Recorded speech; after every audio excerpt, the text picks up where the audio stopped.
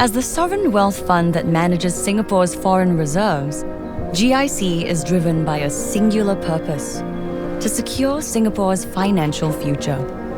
GIC was born of a bold vision, one forged through the lessons in the nation's history.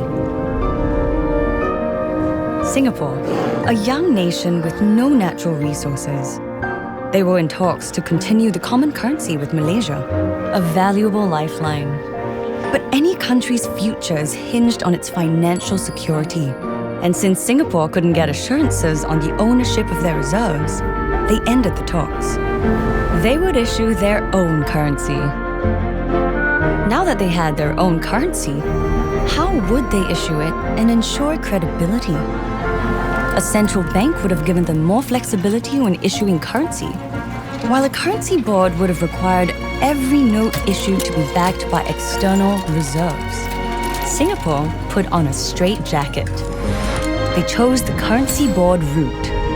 While limiting, it ensured credibility, a bold move. This gave investors confidence in the young nation. As a member of the sterling area, Singapore had to keep part of their reserves in sterling. But when the sterling weakened during the sterling crisis, Singapore's reserves were also devalued. They were in a difficult position. Trust that the British would not further devalue the sterling, or risk angering Britain by diversifying their reserves. Singapore diversified out of the sterling from their pool of non-monetary reserves to Britain's anger. But Singapore had chosen correctly.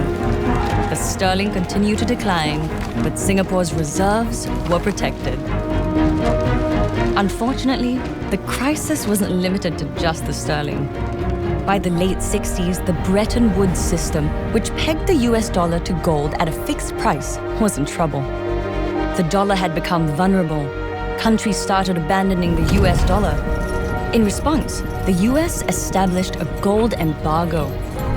Singapore knew they had to buy gold to protect the value of their reserves, but they had to do it quietly.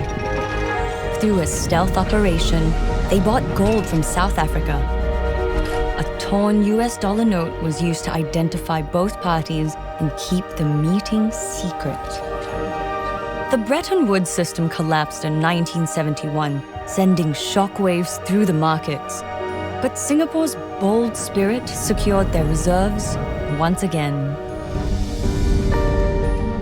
The markets had changed drastically.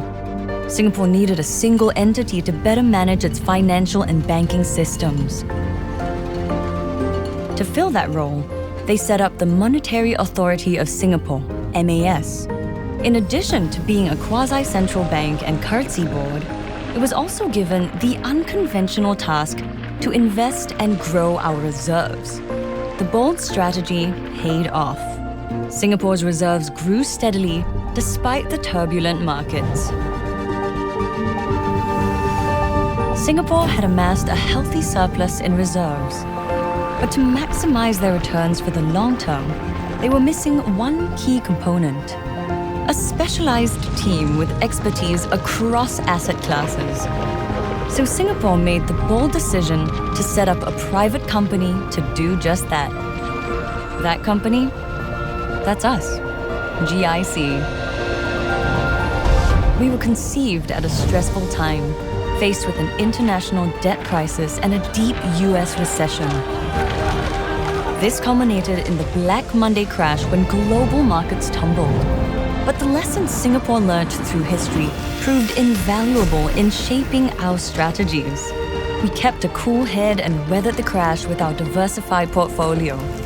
Beyond the lessons, we inherited a bold vision, a legacy to deliver good, stable, risk-adjusted returns and grow Singapore's reserves. That's because our reserves are an endowment for generations of Singaporeans to come.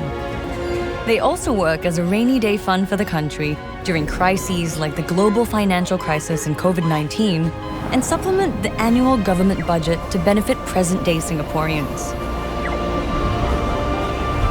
We've established 11 offices around the world and remain guided by our core values: prudence, respect, integrity, merit, and excellence.